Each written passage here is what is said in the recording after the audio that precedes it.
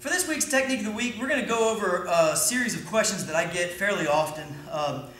I'm going to go ahead and start in an armbar position. It doesn't matter how you get this. Let's assume you get it from mount or however. It doesn't matter. Basically, we're going to end up beside our opponent, sitting up, and our opponent's going to be clasping his arms in any series of ways that you want to practice it, not letting us get the armbar. So we get in this position, and we've used all this great technique to get there, and then we find ourselves in this arm wrestling competition with this guy, trying to pry his arm away from his chest. There's a couple of better options that we're going to go through. All right, so I found myself in armbar position. Okay, from here, there's a lot of different theories on how you should do this. A lot of guys like to cross their legs under his far side leg. Don't cross them any other place. Some guys like to get this deep hook and get here and go into the spiderweb position so that you can't sit up. All legitimate arguments as to things you should and should not do. There are some other options here.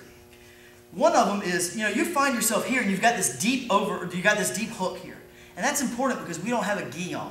So you need to control his full limb with your full limb. So I've got this deep overhook and now we're fighting.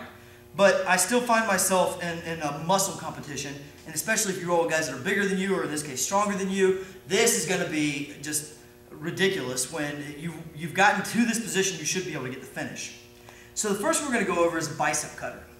What we're going to do is we're here, and instead of having my thumb straight up and down, I want to turn it 90 degrees. The idea here is like putting a baseball in a door hinge and then trying to close the door. Well, the baseball is going to create that fulcrum point that's going to snap the hinge. That's what we're trying to do to his elbow. So a couple of key points here. First, his elbow, a lot of guys try to do this from here, and it's real uncomfortable from here, but it's not going to give you any kind of damaging effect. This has to be glued to my chest. All right, and the second thing is, guys will sit here and grab their own bicep and then squeeze here. Again, uncomfortable, but if I'm grabbing my own bicep, my thumb is straight up and down. I want it turned, so I grab my own wrist. Okay, so I'm here, I've got my hook, grabbing my opponent's forearm, grabbing my own forearm, and not here, but here, grabbing my own forearm. Now what I'm going to do is, like riding a motorcycle, when you rev the motor, I want to rev it the opposite direction with both hands. So from here, glued to my chest, squeezing in and down, and you get the bicep cutter. Very painful, very uncomfortable attack. A lot of guys don't see it coming. So we've been grappling, and I've just hit this armbar, we hit here, I sit out, I can't get it, I get here. Very uncomfortable. Now, let's say you've got a guy that's got a very high pain tolerance, very, very strong individual. Actually, the larger his biceps are, the more this is going to hurt him.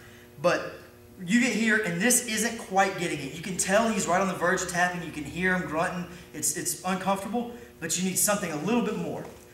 I found that you can take your leg and bring it over and then grab here. Okay? So I'm grabbing under his arm, over my arm, and then over my own shin. Here. Now, I use that to drive my right elbow forward and bring my leg in to get the tap. If you need more help with this, bring your other leg into the play. Okay? Just very uncomfortable. To get even nastier with this, you can move your hips just a little bit, sitting down toward his ribs, and bring this leg all the way over and down on the ground next to his head. Now reach up, grabbing my partner's head, getting a neck crank on the side, using my other leg if I need help, and torquing his arm away from him. Just incredibly uncomfortable in all kinds of ways. So to see that in one motion, we're here in the mount, I've slid up, however you set up your arm bars, and I go here. Well, now we're in this position.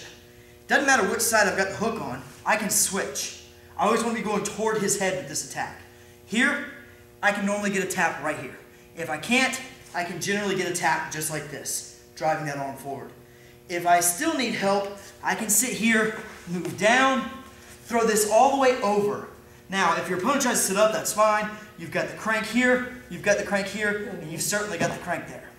Okay? This position, I'm just driving my arm forward, which is, his arm's locked in position and mine's moving forward, so something has to give. Another way to attack this, we're here and I'm fighting for it and I'm walking up, and a lot of guys will say go up to the knuckles that you're trying to get and peel them down towards you to peel the arm away. A lot of ways you can do that. Another way that you can do it, I'm here and Ramonte's struggling with me. I can reach down and just pull his other arm toward me.